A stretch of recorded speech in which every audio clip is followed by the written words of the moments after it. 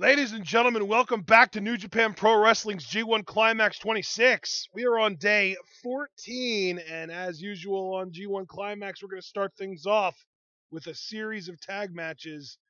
Up first, we've got Kushida teaming up with Taguchi and David Finlay, taking on the team, the unfortunate pairing, the unfortunate trio, Jushin Thunder Liger and Tiger Mask teaming up with Captain New Japan.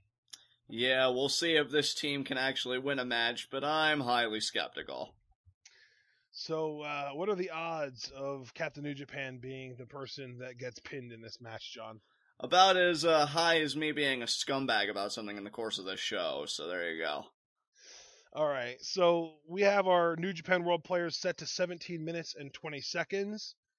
We are on New Japan World because it is an amazing value. If you don't have it, I would highly recommend it. Just over $8 US for the month of August. And if you buy a subscription for August, it gives you not only shows that are happening now and in the future, but it also will give you the backlog and the archive so you can go back, you can catch up on this entire G1. And if you want, you can even go back and watch last year's G1, which is also very entertaining. So let's get this thing started. We have our player set, as I said, 1720. That's 1720. We'll be hitting play when I say go. 3, 2, 1, go. There you see Kushida and Taguchi with David Finlay behind them and the referee in the ring.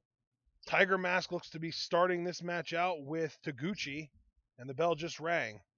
Taguchi and Tiger Mask here, both junior heavyweights. It's kind of funny.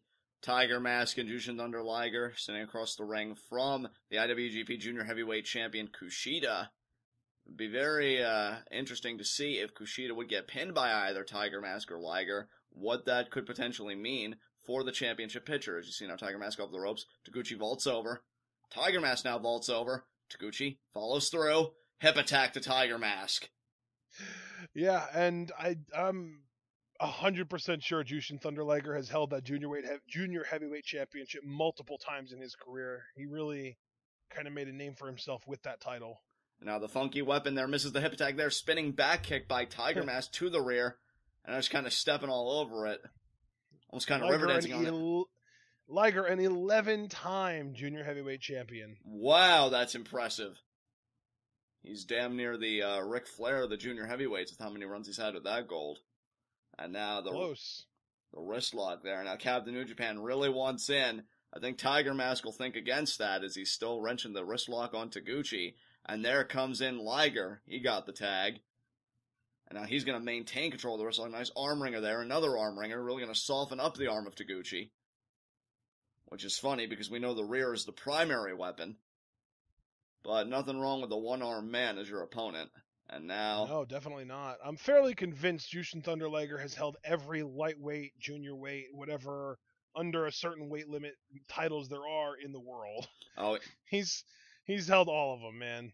He's certainly a very decorated athlete. Now Tiger Mask there on the apron as Captain New Japan gets the tag. I think Tiger Mask looked a little skeptical about Captain New Japan getting the tag. And that's why there, because Taguchi now taking control of the wrist lock.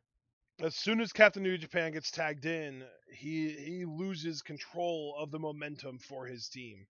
Now look at the frequent tags here by the opposition. Kushida had that wrist lock in for maybe a second, and then he tags in David Finlay. David Finlay now the same way, maintaining the hold. Taguchi back in, slams the arm down on the arm of Captain New Japan. And now Kushida back in, that wrist lock still maintained. Excellent control here by the opposing team. And Kushida just really ringing it around and around and around. Captain New Japan's got to be writhing in pain here. How many times can you do that before you break something? I'm not sure, partner, and I'm not tempted to find out. As Captain New Japan trying to break out of this thing here. We got Captain New Japan is managing to fight his way out of this, but most of this tournament, these tag matches, he's been a perennial loser.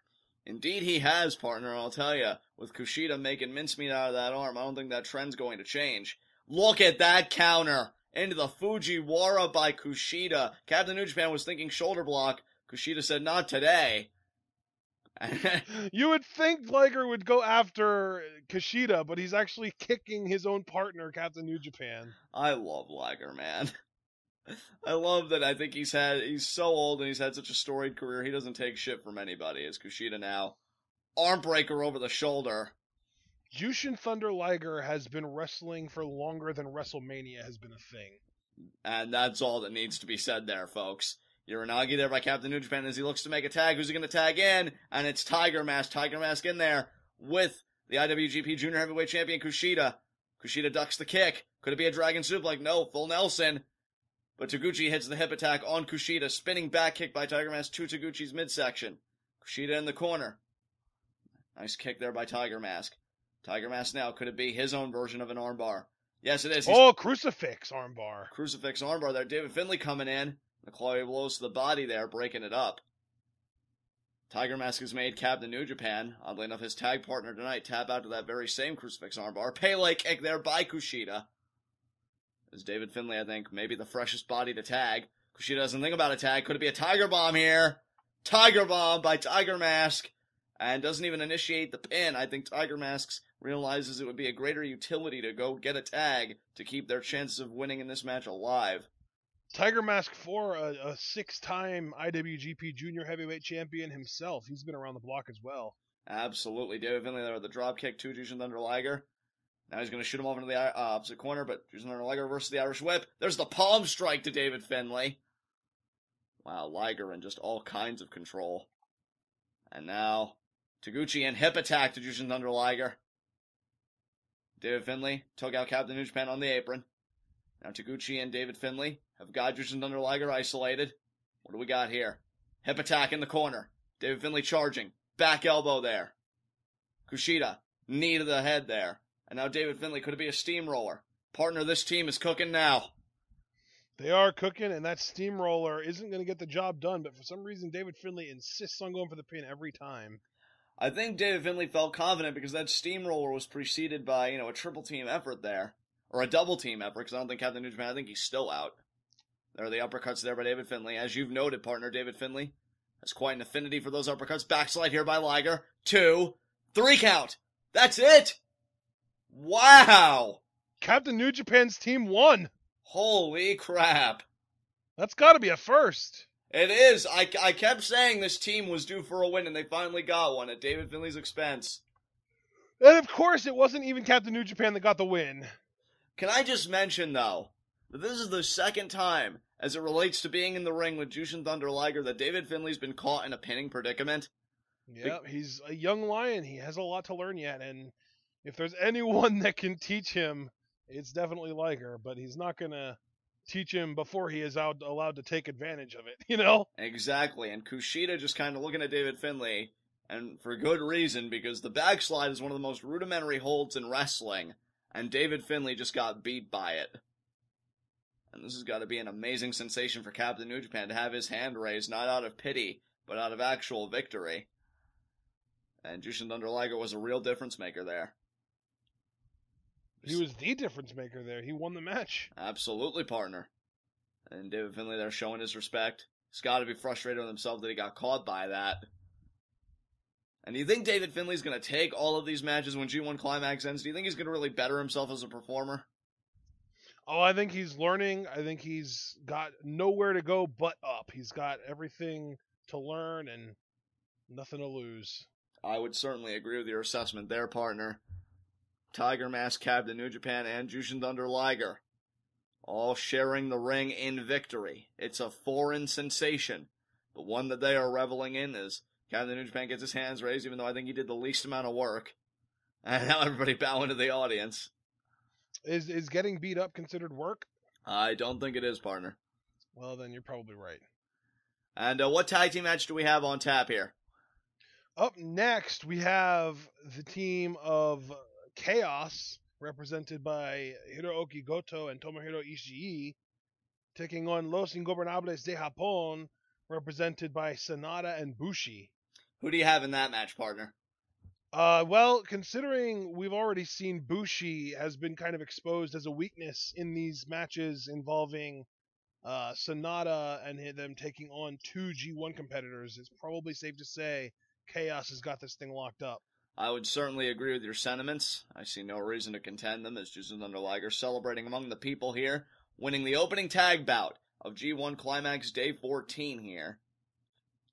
And Jushin Thunder Liger one final bow before they head to to the back of the curtain. And here we go for our next tag team matchup here. Gotta love how respectful they always are. I love it. I mean, Jushin under Liger, he's a legend, and yet he seems always so grateful to grace that ring and to be among the New Japan fans. That's a legend I can respect. And now, our tag team match here, Chaos versus Los Ingobernables de Japón. Goto and Ishii, that's one hell of a team. And I certainly agree with you for giving that team the edge. But Bushi and SANADA, though, they're not pushovers by any means. They're two very capable athletes. They're just a team. When you look at all the different ways you could pair up Los Ingobernables de Japón, they are probably one of the least dominant combinations. And speaking of Los Ingobernables de Japón, this will not be the last time they are a topic of conversation, because tonight is the night in a G1 Climax tournament bout here. We have got Naito versus Evil. And partner, that's going to be a very intriguing matchup, to say the least. Absolutely. You see the one half of Los Ingobernables de Japón right now. Well, at least part of the one half that's going to be representing in this tag match in SANADA. I'm not sure where Bushi is. Is he already in the ring? Bushi's already in the ring. He came out first. So Bushi and SANADA representing the first half, and then the other half, Naito and Evil, have been pretty consistently more dominant than this half. Right. But I'm curious to see how Evil and Naito work out, how they're going to go about the match that they have against each other tonight, like you said. And SANADA, as we see him, I have gone on record and I have said, I am more interested in what SANADA can become over what he currently is. And I think this G1 Climax 26 tournament experience will prove quite great to him in the long run, because while his record hasn't been the best, I think the experience and the education you gain partaking in something of this magnitude, I mean, it can't be measured. The value is just inexpressible. As Bushi there, looking quite confident. And Bushi, I'll tell you, you want to talk about an era of cruiserweights, or in this case, junior heavyweights, Bushi, I think, is just right there from being really the head of the pack, but Kushida kind of has a monopoly on that space, partner. Yeah, Bushi, for whatever reason, he's very talented. He's already won a couple of these tag matches with that middle rope lung blower, but for some reason he hasn't been able to really put it all together as a singles competitor. Right, and you want to talk about somebody who may start be putting it together as a singles competitor. Tomohiro Ishii had the match of his life yesterday, partner. I know you and I, we damn near lost our voices. We got swept up in all the excitement of it. He beat the IWGP Heavyweight Champion Kazuchika Okada, and now a man that's primarily been known as a never openweight championship holder may soon realize what it feels like to hold the IWGP Heavyweight Championship. It's actually kind of a funny coincidence. Going back to Los Ingobernables de Japón, Bushi shares a first name with the leader of the group, Tetsuya. Oh, wow. Interesting, right? Very interesting. As you see now, Goto leading this team out. Ishii, though, follows behind. Again, I cannot get over the performance that Ishii had yesterday. And you see the fans there trying to touch Ishii, not dealing with that. Goodness, Ishii is so just angry all the time. He's so ornery. That's the word, ornery. Now, partner, I love to ask you questions like this, and I'm not going to let up on you today. If you're Ishii, and yesterday you beat the IWGP Heavyweight Champion, how does a win like that change you? Does it change you if you're at the point of your career that Ishii is? I don't think it changes you so much as it just kind of might focus you, So you he might feel like he had lost his way at the beginning of this tournament, but he is very clearly found his way now with that big win. Right. I would certainly agree with you. I think when you beat the world champion, I think everything around you gains a little bit of clarity. That they come more into focus, if you will. You start by thinking about, oh my god, my record's been abysmal, what am I doing here? To, oh my god, I just beat the heavyweight champion, when do I get my title shot? And you almost get a tunnel vision about it. Because I can tell you, and this is just my perspective, I know they're Chaos stablemates, I know they probably love each other like brothers if I had to guess, but I think when Ishii looks at Bushi right now, he sees Okada, and he sees an opportunity at the heavyweight championship of the world. As Bushi now going to use his speed and just lays there. I love how he always lays there. He looks like one of those, preteen girls you always see in the movies. They're having their first sleepover and they're talking on the phone about it. That's what Bushi just kind of reminds me of. Like, Ishii. Yeah, I think that's kind of the point. It's like, Ishii, I can't wait for you to come to my bonfire later. That ain't happening. Nice elbows there by Ishii. He'll be the one that starts the bonfire. He'll light everything on fire. Exactly. Look at SANADA, though, grabbing the foot of Ishii. And now Bushi smart, too, because that allowed Bushi the opening to take Goto out. Exactly. A nice tope suicida there by Bushi. And now SANADA going to pick up Ishii. He's going to take him over. I don't know when SANADA's going to introduce his bat. We know he loves to use that as a weapon. He also doesn't mind utilizing chairs if he needs to, but he takes Ishii now out into the crowd. I think he also likes to use guardrails. He does. Really, SANADA, he's an environmentalist, and I don't mean that he hugs trees, people. I mean that this guy will use anything at his disposal and utilize it as a weapon. He's a less comedic Toru Yano in that he does a lot of illegal things but gets away with them, but it's more just vicious than funny. Exactly. And the referee's still counting here. I don't think SANADA's interested in a count-out victory, oddly enough. Maybe it was more of a psychological thing. Maybe he wanted to show Ishii, and now SANADA legally gets tagged in.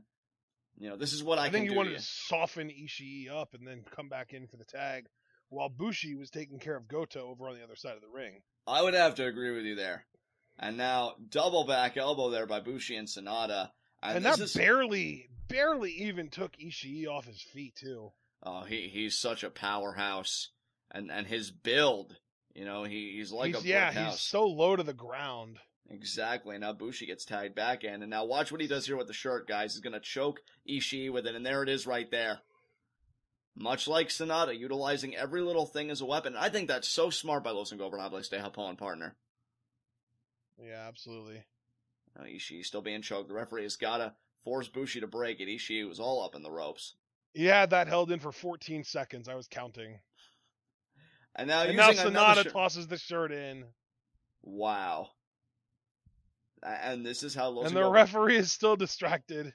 Well, I mean, Goto, I think, was taking umbrage with all this going on, trying to tell the ref, hey, do your job, which actually prevented the ref from doing his job.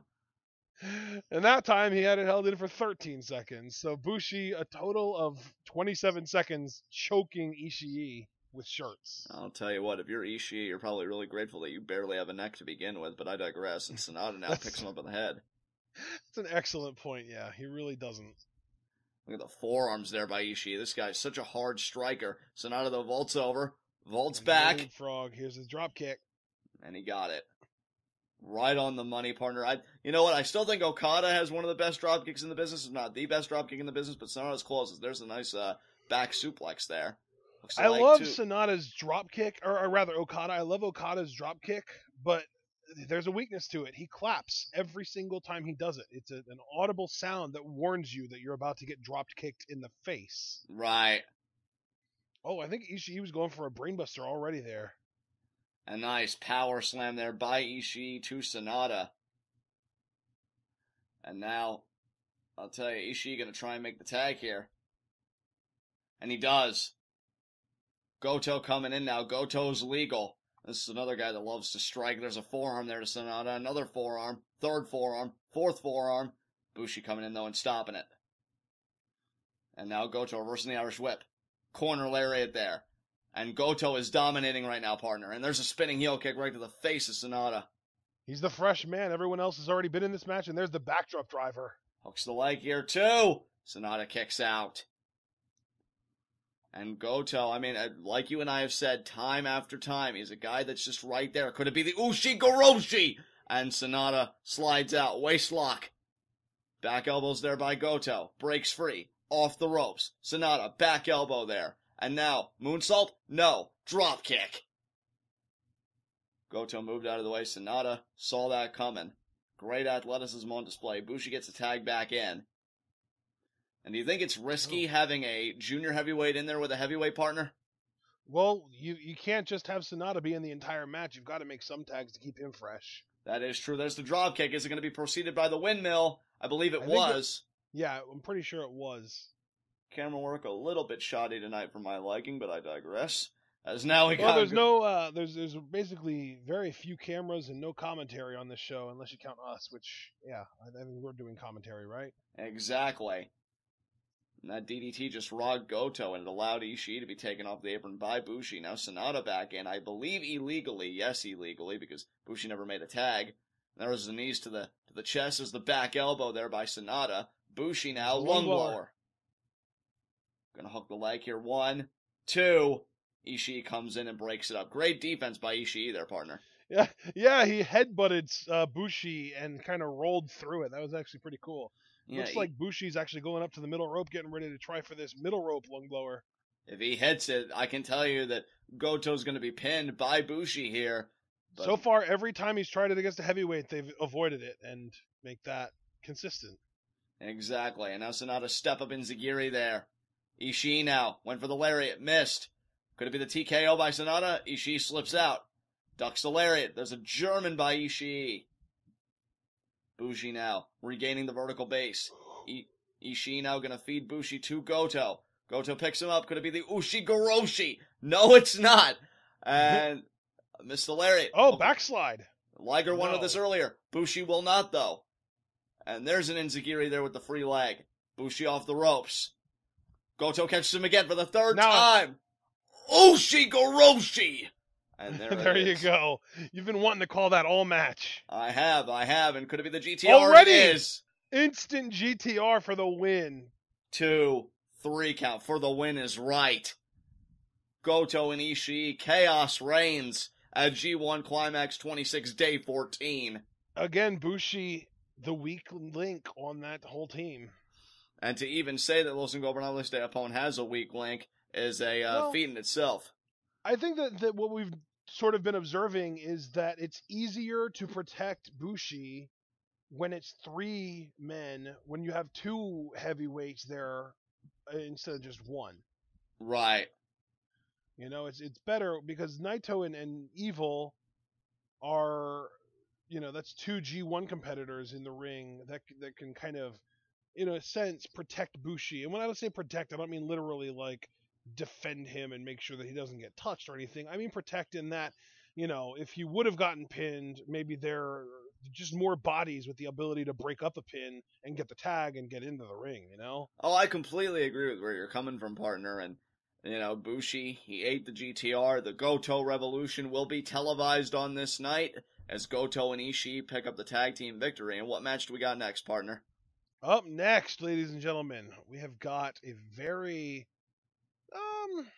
I guess you could say not mixed. It's not a mixed tag, but it is eccentric. It feels crazy.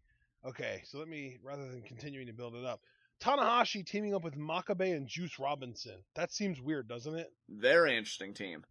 And they're taking on Tenkozy. We've got Tenzan and Kojima, whose partner is Nakanishi. So again, sort of interesting mixture there. Absolutely. I'd almost have to give the edge to Tenkozy and Nakanishi, if not for the fact that one team had Tanahashi and Makabe on it. So, I don't know. Yeah, Tanahashi and Makabe are ridiculous.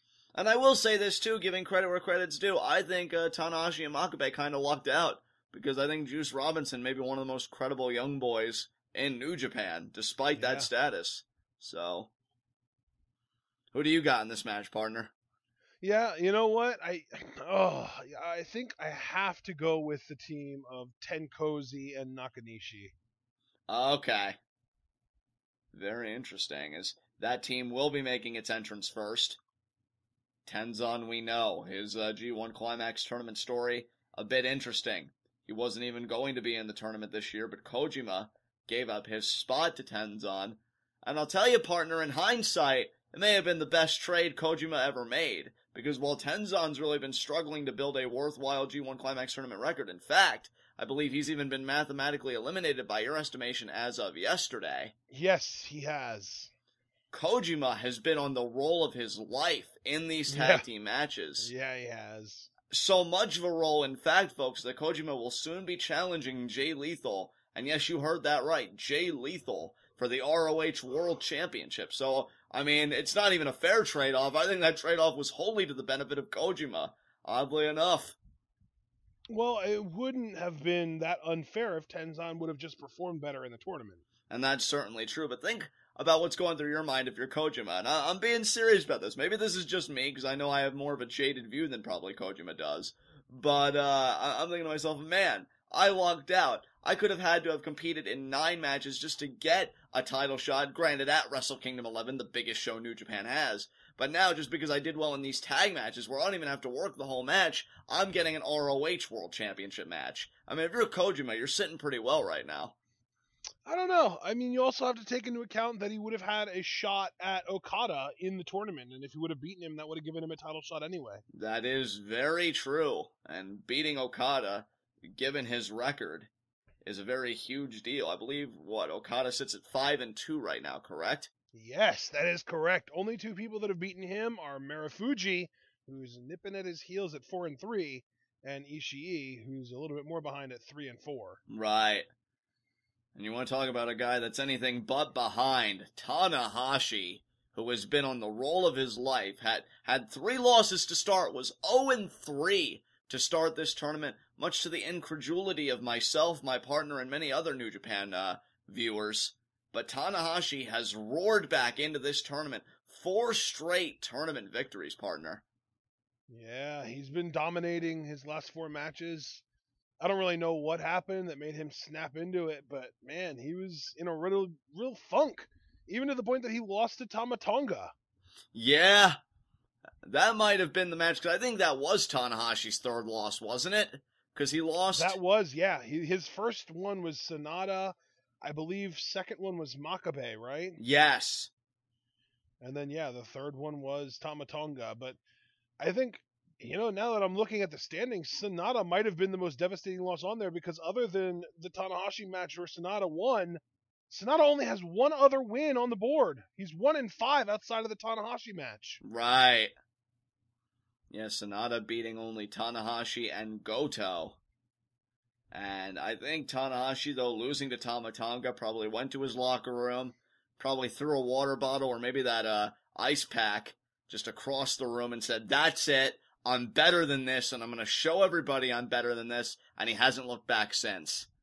And he's been proving it since. Absolutely, partner.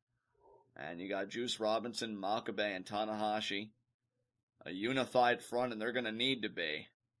Because Tenkozy, they've been tagging together for 10 years, maybe even more so? I mean... tried closer to 20. Exactly. I mean, that's a tag team if I've ever seen one. And now there's the lockup. Kojima instantly on the side headlock on Makabe. Makabe pushes him off. Kojima tries to shoulder block. Makabe eats it. The Unchained Gorilla in no mood to play around now. He's going to give it a try. He shoulder blocks. Kojima eats it just like Makabe did earlier. Now Kojima off the ropes. He shoulder blocks Makabe. And now we're going to see here who's going to win this contest of pride. And Kojima not even wanting to engage, kick to the midsection of Makabe, and then just rains down the right hands. There's a boot there. Another kick. Now Kojima going to go off the ropes. Makabe, though, with the winning shoulder block. And that's got to send a message to you. You do all that work, and yet one man's shoulder block reduces you to nothing. And now, Kojima, this is very advantageous here for Tenkozy and Nakanishi. They've got Makabe, or they had Makabe in the enemy corner. Makabe backing off a little bit, maybe going for the tag? Maybe just a little bit. I mean, Nakanishi is an intimidating force, and you give the tag to Juice Robinson. I mean, what do you think about that maneuver? I think it's ill-advised. I don't think that the match is going to end in this exchange. I think that that's a smart move by Makabe. Give himself and Tanahashi a nice little rest. Worst case scenario, they could break up a pin if Nakanishi dominates Juice Robinson to the point that he would beat him. Best case scenario, Juice Robinson eats up a bunch of time, gives them time to rest, and then they can come in fresh and dominate. I mean, I can see the merit in your assessment there, partner, as Nakanishi just hit a form that just rocked Juice Robinson. Juice Robinson trying to respond. And Nakanishi... If I'm Makabe or Tanahashi, I'm looking at Juice Robinson, and all I actually see is cannon fodder. There you go. A nice scoop slam there. Or in this case, Nakanishi fodder, which might even be more dangerous than a cannon. There you go. I certainly wouldn't argue that point. Now Nakanishi with the front face lock. Could it be a vertical suplex here to Juice Robinson? Juice Robinson sliding out, lands on his feet. Nice drop kick there by Juice. Nakanishi still staggering a little bit. Front face lock there for Juice. What's he thinking about? Maybe a DDT, maybe a vertical suplex. He's a strong guy, but I don't know if he's that strong. And now, did you see Juice Robinson? That was very smart, using his hand to motion to Tanahashi to come in. They're both going to try and suplex Nakanishi. Oh, they're both going to get Northern Lights suplexed. That's what it's looking like, partner. Here we go. Double Northern Lights release. And this whole team, this team of Nakanishi, Kojima, and Tenzan, all three of these guys have a ton of history with each other. Yes. Over 2 decades even. Oh no, partner. You know what time it is? And Juice Robinson feeling it here. The lightning chops. Lightning chops. My question is, will Kojima be able to transition it into the elbow drop eventually? And we're about to find out here. Forearm in the corner. Forearm. Kojima there signaling. Going up. I don't see anyone around. I don't think anybody's might actually be able to hit this. He got it. He hit it. 1, 2, and a kick out by Juice Robinson. Credit to Juice Robinson. Nobody even needed to break up that count. Yeah, that's actually happened quite a few times in this. And now Tenzan with the Mongolian chops there. And a forearm by Kojima. And another Mongolian chop by Tenzan. And a forearm by Kojima. 10 cozy in perfect sync right now. And that's what you get for 20 years of tagging together. Koji cutter to Juice Robinson. Let's bear in mind, though, Tenzan is still legal. And there's the falling headbutt. Lateral press here. Here's a fun fact for you, John. Kojima and Tenzan's debut match was against each other. Wow. In 1991, by the way. That is crazy, partner. They debuted against each other, and they've been rivals and best friends on and off ever since. And Juice Robinson trying to eat these headbutts. I appreciate Juice Robinson trying to suck it up here. Look at the body blows a little bit there. And now Juice Robinson going to go off the ropes. Kick there by Tenzan. Another headbutt there. Tenzan in firm control. Off the ropes. Juice Robinson caught him. Nice double A spinebuster by Juice Robinson. Tanahashi. I said that 10 Cozy's been together for 20 years. I actually doing a little bit of research here. They've been together for 18 years since 98. Hey man, that's still a long time, longer than most tag teams I've heard of. As Tanahashi got the tag, double cross body, takes out Nakanishi and Kojima off the apron. Tanahashi left with Tenzan, a preview for tomorrow here. Tanahashi off the ropes, flying forearm. That forearm, I was actually kind of surprised. I thought he was going to go for a sling blade with that. I anticipated a sling blade as well, partner, but it was not to be. And now Tanahashi slams Tenzan down. We know he likes to do the flipping senton. And he's setting up here. Tenzan prone in the corner. And there it is. Hook the leg here by Tanahashi. 2. Tenzan kicks out. And I mentioned there's been a lot of history between all three of these guys. Kojima and Nakanishi are also a former tag team. They called themselves the Bull Powers. Oh, wow. Yep. You weren't kidding about experience, partner. They've been around, brother. Of course, I'd expect nothing less from you. You always do your homework better than anybody else in the class. And there are the Mongolian chops there. Tanahashi sending him in the corner. Nice headbutt there by Tenzan. Kick to the midsection. And even though Tenzan's mathematically eliminated, he would take a great deal of pride beating Tanahashi tomorrow. There's the corner lariat. And, but for Tanahashi, he's got to keep winning, partner, don't you think? Oh, definitely. He needs to. The best thing Tanahashi can do is not think, because if he starts to think, he might get inside his own head. He might get to a point where he's like, am I really this good? Am I, I'm on a streak, but what happens? Everybody has to lose eventually. What if I'm destined to end up losing? If I lose one more match, I might lose the tournament, and he would just drive himself to insanity. He just needs to keep on trucking forward. Don't think about it. Just keep winning. There's a headbutt there by Tenzan. It's going to be hard to keep winning when I think Tenzan, now that he doesn't have to worry about the tournament in a perverse way, I think that might even be advantageous. And there's the mountain bomb by Tenzan. But yeah, not even having to think about the tournament because you're mathematically eliminated may have been the best thing that could have happened to Tenzan relative to his match with Tanahashi. Because since you're not thinking about that anymore, all you're going to be thinking about is beating Tanahashi. And that's it. In a vacuum, if you will. Nakanishi with the spear to Makabe right out of the gate. Nakanishi knocking Juice Robinson off the apron. And Nakanishi, partner, I mean, you want to talk about a powerhouse and a difference maker. He's winding that arm up here. Absolutely. And now Nakanishi off the ropes. There's the lariat to Makabe, a man known for throwing lariats himself. 2. Makabe stays in it. I find it quite funny because I have self-dubbed Nakanishi the bear of New Japan, that he's going head-to-head with the Unchained Gorilla. We got a goddamn And how funny is it, too, that I just got done telling you that he and Kojima called themselves bulls, when I actually said a few days ago that he reminds me more of a bull than a bear. Exactly. Juice Robinson comes in, crescent kick there by Juice Robinson, knocks Nakanishi down. Tenkozy here coming in. They're going to take care of Juice Robinson. Thinking maybe a flapjack cutter. Flapjack cutter there. Juice Robinson out of the ring now. Kojima and Tenzan alone with Makabe. They could be setting him up for the same thing. Makabe off the ropes here. Double lariat. Yeah, I kind of figured that would happen. Never underestimate Makabe's power. It's ridiculous. Certainly not. Nakanishi with the kick to the midsection. Off the ropes here. Tanahashi saves him. Sling blade. And now Makabe in. Could it be the King Kong knee drop here? Wait a minute. Yeah, I think he is positioning him there. Tanahashi's going to isolate Tenzan again. That's a preview for tomorrow. There's the King Kong knee drop to Nakanishi. This one's going to be over. 2. Freak out. Wow, that was surprising. That was really surprising.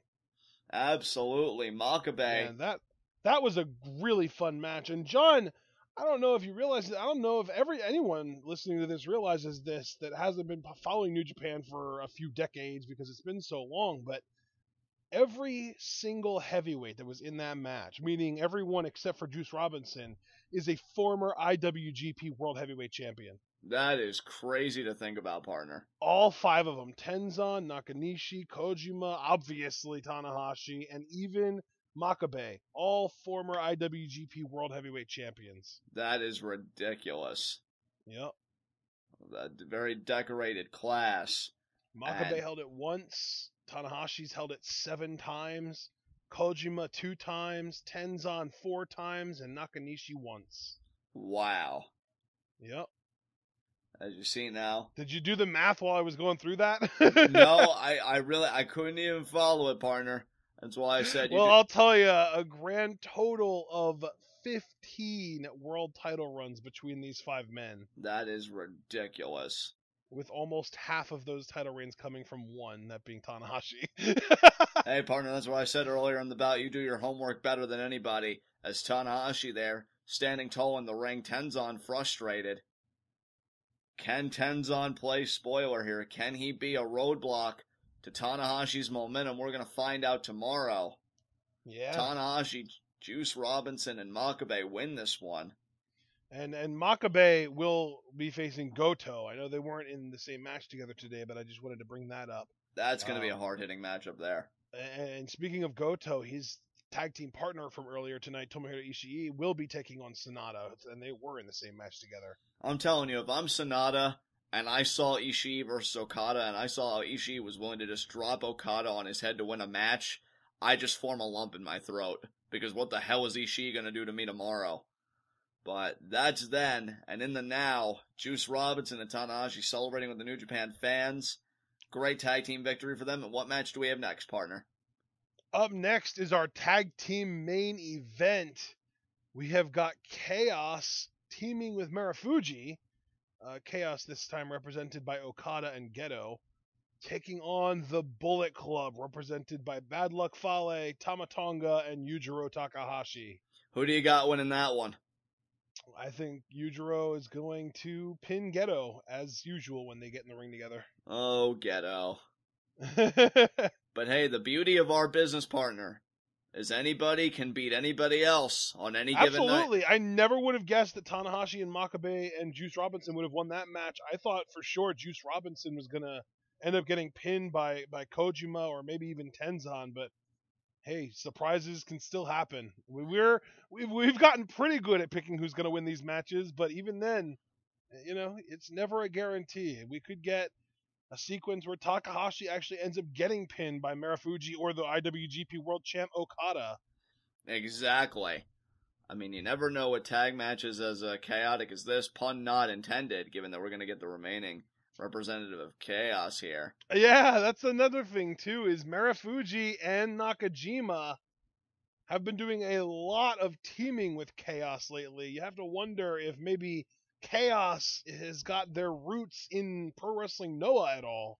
And that very well could be, and I think it'd be smart by Chaos. Look, another beauty of our business. I said the first beauty was anybody can beat anybody else on any given night. The second beauty of our business, dynamics constantly change.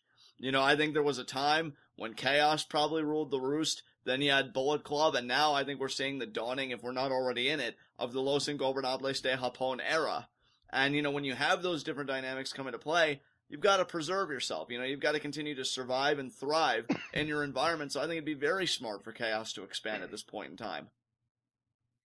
Yeah, and Marufuji and Nakajima being added to that stable would make them really dangerous. I mean, the thing with Los Ingobernables de Japón is that they aren't the biggest faction. It's only 4 guys, but at the same time, they're just so potent. You know, they're so effective. Exactly.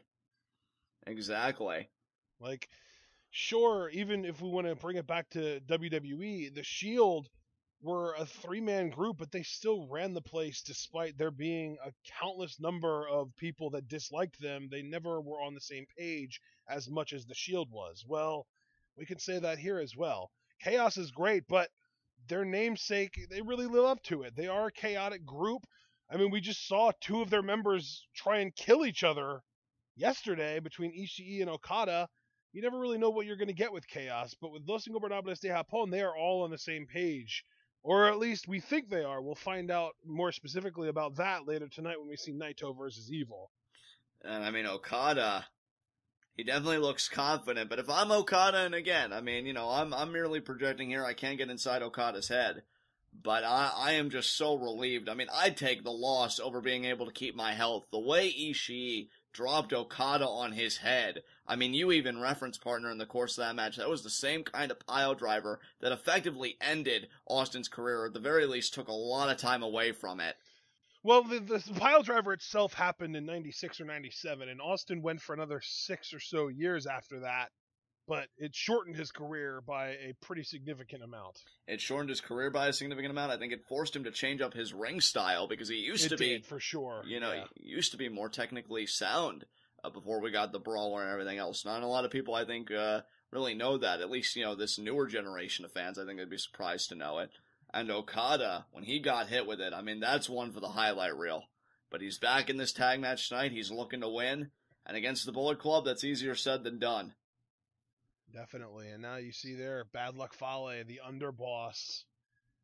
You see the name, and now you see the man. Yeah, Bad Luck Fale. Much like Tanahashi, much like maybe, you know, 1 or 2 other people in this tournament, he's been on a little bit of a roll lately after losing initially. Yeah, Fale, Tanahashi, Toru Yano. I mean, there have been a few guys that have been on a roll lately. And Toru Yano actually has a match today where if he wins, he'll join Tanahashi and Bad Luck Fale at the 4-3 bracket. Right. Not only that, when you figure who Toru Yano would have beaten, that being the unbreakable Michael Elgin, who's the current IWGP Intercontinental Champion, it would be, you know, huge for Toru Yano. He could put himself in line for a future title shot. For the Intercontinental Championship, yeah. And when you talk about Bad Luck Fale and Tama Tonga, who are the G1 Climax tournament competitors, Tama Tonga yesterday beat SANADA with the gun stun, and Bad Luck Fale, for the second straight year, beat Makabe. So these 2 men doing quite well. Makabe really just can't overcome this massive human being, can he? Not many people can. When Bad Luck Fale is focused, he may be one of the single most unstoppable forces in that New Japan locker room. And hey, did Tanahashi beat him? He did. Oh, that was the controversial. That's right. That was that controversial pin where Fale's shoulder was up. That's right. So yeah. And I mean, that's not. And you see the ring announcer there getting bullied by Bad Luck Fale, just slapping the microphone out of his hand. And that's not to shortchange Yujiro Takahashi in the slightest. You want to talk about dominance? Takahashi's found his own sense of dominance in these tag team matches. That's why this trio has become so dangerous. You know, Bad Luck Fale and Tama Tonga, they're carrying momentum from yesterday, and Takahashi is just carrying momentum from the last handful of tag team matches that involved the Bullet Club, and he was able to be a part of it. Here we go. This is going to be a very interesting matchup. And what G1 match is this previewing for tomorrow, partner? This right here is previewing Tama Tonga versus Marufuji and Bad Luck Fale versus Okada. Ooh, see, now Bad Luck Fale versus Okada. Look, I'm always interested in the world champions opponents because for the obvious reasons we've already mentioned. If the opponents can beat Okada, they get themselves in the title picture. And Bad Luck Fale last year, I felt like in terms of the tournament, was on such a roll he could have gotten in that title picture. Now imagine this year, you're Fale, you get to be in the ring with the world champion. All you gotta do is win that one match, and while you should still always be concerned with winning your block and winning the tournament, it does take a little bit of the pressure off. No. Well, and not only that, but if he does beat Okada, that would put him and Okada at the same record at 5-3. Exactly, and Fale would win out on that if there was a tie because he beat Okada. So, huge stakes there. As Gedo now biting the thumb of Yujiro, taking a page out of Takahashi's playbook. Oh man, that has to hurt. Something. He swagger jacked him. Exactly. Kick there by Gedo to Takahashi. Takahashi trying to strike. Gedo ducks again. I think he just did an eye poke there. I think you're right, yeah. There's a snap jab. Gedo thinks this has become a boxing ring. Winds it up. Oh, Takahashi grabbing him by the beard. Oh, the power beard. Why has it betrayed me? Your power beard is weak, Gedo. Tama Tonga there with a nice pointed elbow to the head of Gedo. You should shave your face like mine, says Takahashi. And I gotta ask you, with Tama Tonga now legal, what do you think about the prospect of a Tama Tonga Marufuji match tomorrow? Are you excited? I am very excited. Tama Tonga is one of the most muscular men in this block, so he has that extra muscle to pad his pectoral region, and maybe he won't be as affected by Marufuji's chops, kind of like what we saw with Makabe a few days ago, or maybe even a week ago. And folks, if you listen closely, you'll notice my core and commentary talked about chops. Now, let us explain. Marufuji has some of the deadliest knife-edge chops in the game. And what does it say about the quality of performer that Marufuji is? That one of the most lethal things he's bringing to the fight are knife-edge chops. Again, a very rudimentary maneuver when you look at the grand scheme of things. And if you don't believe us, or if you think, oh, the chops might look like they hurt, but they're not really hitting that hard, it's just the sound is that loud. Yeah, tell that to Hiroshi Tenzan, whose chest was literally busted open by Marufuji's chops. You can't fake that, people. Exactly. Now Tama Tonga going to go for nothing, because Marufuji got the boot up. But Tama Tonga there with the quickness. God. Oh my god, he's ducking everything. And Tama Tonga's quickness could be a huge asset tomorrow, partner. As Marufuji there just got the drop. You know what? I don't know if he's quicker than Marufuji, but if anyone in this block could make that claim, I think Tama Tonga is the one man that might be it. And look at Bad Luck Fale here. Even though Marufuji is not his G1 Climax tournament opponent, Bad Luck Fale is still disposing of him here big time. Now he's going to take him out into the crowd. I'll tell you, Bad Luck Fale, I think part of him's kind of hoping that, and I don't even think Okada's vision extends that far, but I think he's kind of hoping Okada sees all this, and maybe he can now. Hey, as far as Marufuji's chops go, ask Bad Luck Fale. His chest was purple after their match. Oh yeah, maybe Bad Luck Fale is just paying a debt. You've got a good point there. Yeah. Look at Tama Tonga. He's taking Okada even further out. Where are these guys?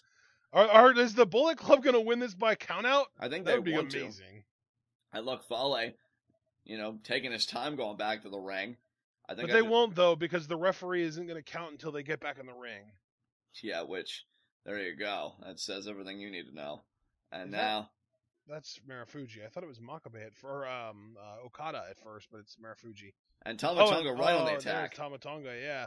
Gonna help Fale out. I don't know where Fale is, honestly. He might have actually lost the fight to Marufuji. Oh no, there he is. He's up on the apron. Never mind. Yeah. I lost track of him there for a minute. That was funny. I have no idea what happened to Gedo and Okada. I know Okada got taken out of the crowd, so I have no idea what's going on there. Yeah.